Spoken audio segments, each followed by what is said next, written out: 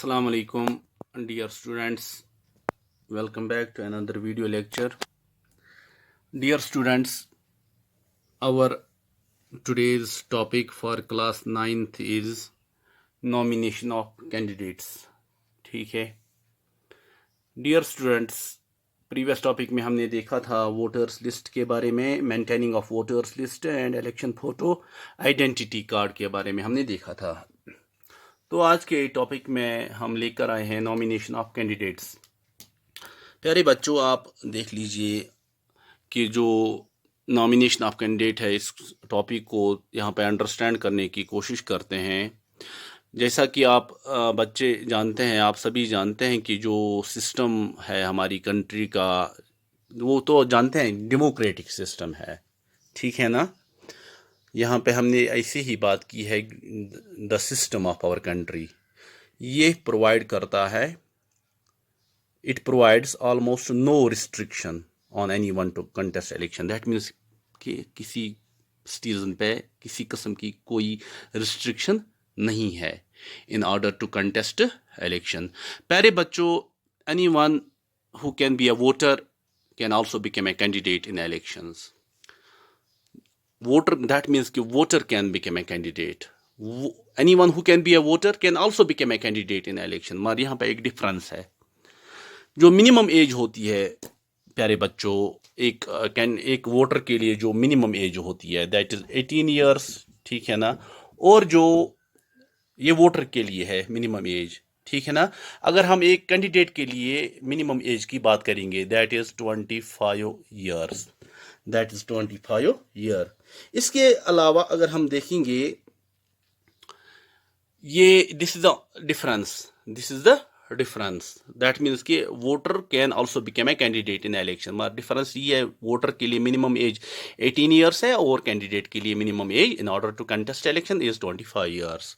प्यारे बच्चों, आप जानते हैं कि पॉलिटिकल पार्टीज के बारे में, सियासी जमातों के बारे में, जो सियासी जमातें होती हैं वो कैंडिडेट्स को नॉमिनेट करती हैं, नॉमिनेट देयर कैंडिडेट्स, जिनको पार्टी सपोर्ट मिलता है और सिंबल मिलता है, ठीक है ना। एक तो इन कैंडिडेट्स को पार्टी का सपोर्ट मिलता है और उसके बाद पार्टी का अपना सिंबल होता है, वो उनको अलॉट किया जाता है, उनको सिंबल भी मिलता है पार्टी की तरफ से।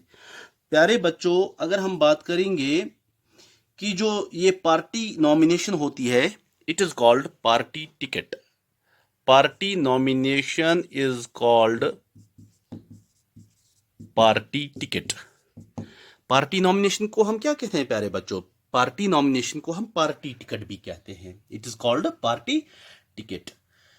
सो अगर हम बात करेंगे, कैंडिडेट को नॉमिनेशन फॉर्म फिल करना होता है और कुछ पैसे देने होते हैं एंड गिव सम मनी। पहली बात मैंने यहाँ पे जो की कि पार्टी टिकट के बाद जो पार्टी नॉमिनेशन होता है, इसे हम पार्टी टिकट कहते हैं, ठीक है ना। कैंडिडेट हैज टू फिल, क्या फिल करना पड़ता है? Nomination form. क्या फिल करना पड़ता है प्यारे बच्चों? कैंडिडेट को नॉमिनेशन फॉर्म फिल करना पड़ता है। क्या फिल करना पड़ता है? Nomination form and give some money as security deposit, और कुछ पैसा देना पड़ता है as security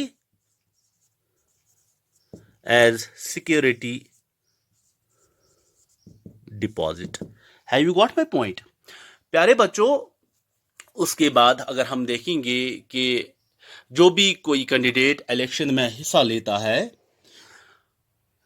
he or she has to make a legal declaration giving full details, जैसे कि details regarding educational qualification, details regarding status, ठीक है ना, details regarding serious criminal cases pending against the candidate, serious criminal cases pending against the candidate. In details को भी देना पड़ता है, इनको फिल करना, एक डिक्लेरेशन देनी पड़ती है, फुल डिक्लेरेशन, जिसमें डिटेल्स देनी पड़ती हैं, वो मैंने यहाँ पे मेंशन की क्या क्या डिटेल्स देनी पड़ती हैं। प्यारे बच्चों, जो ये इंफॉर्मेशन है, इस इंफॉर्मेशन को it has to be made public in order to provide opportunity to the voters, in order to provide opportunity to the voters to make their decision, on the basis of information provided by the candidate, जो ये information candidate ने provide की है। Getting my point? Dear students, this was about the nomination of candidate. This was about the nomination of candidate. उसके बाद हम देखते हैं यहाँ पे एजुकेशनल क्वालिफिकेशन के बारे में, थोड़ा सा इसके बारे में, इसको भी थोड़ा सा टच देते हैं यहाँ पे, ठीक है ना। एजुकेशनल क्वालिफिकेशन के बारे में यहाँ पे अगर हम बात करते हैं कि there is no educational qualifications और there is no educational qualification for candidates for being an MLA और being an MP, member of parliament और MLA, member of legislative assembly. तो यहाँ पे कोई एजुकेशनल क्वालिफिकेशन कैंडिडेट के लिए लाजमी नहीं है। There is no educational qualification for candidate for being an MP और MLA. However the relevant qualification for candidate is the ability to understand people's concern. तो रिलेवेंट क्वालिफिकेशन क्या है कैंडिडेट के लिए? That is to understand the people's concerns, to understand the people's problems and to represent the people's interests, ठीक है ना। और उसके बाद प्यारे बच्चों, putting an educational qualification would go against the spirit of democracy. It would go against the putting an educational qualification, it would go against the spirit of democracy, because इससे क्या होगा? It would deprive a majority of the citizens rights to contest election, क्योंकि majority of Indian population जो है it is still uneducated, it is still uneducated. Dear students, ये था आज का टॉपिक जिसमें हमने देखा नॉमिनेशन ऑफ कैंडिडेट के बारे में, educational qualification for candidate. I hope कि आपने आज के टॉपिक को, आज के वीडियो लेक्चर को अंडरस्टैंड किया होगा, एंजॉय किया होगा। प्यारे बच्चों, मिलते हैं अगले वीडियो लेक्चर में, अगले एक इंटरेस्टिंग वीडियो के साथ, एक नई वीडियो लेक्चर के साथ। तब तक के लिए खुदा हाफिज, अस्सलामु अलैकुम।